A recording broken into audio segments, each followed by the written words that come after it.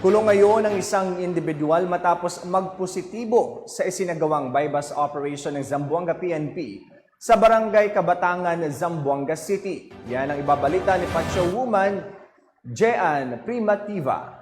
Ang 28,560 pesos halaga ng hinihinalang shabu ang nasabat sa isang suspect sa bypass operation sa Barangay Kabatangan, Zamboanga City.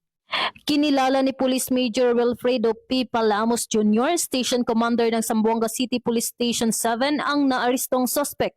Street-level individual, 28 taong gulang, lalaki, walang asawa, high school graduate, walang trabaho at residente ng Lost Tree, Barangay Santa Catalina, Zamboanga City.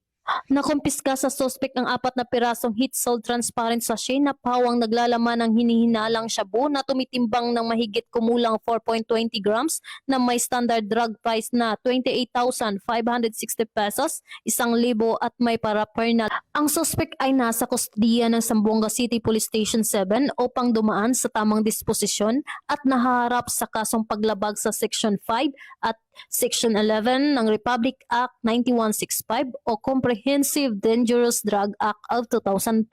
Ang laban kontra illegal na droga ay patuloy na pinaigting ng mga kapulisan alinsunod sa economic agenda ng gobyerno na itaguyod ang kaayusan at kaligtasan ng publiko, kapayapaan at seguridad tungo sa bagong Pilipinas.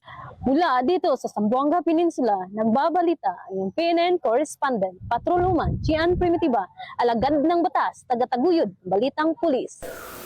Maraming salamat, Patroluman Primitiva.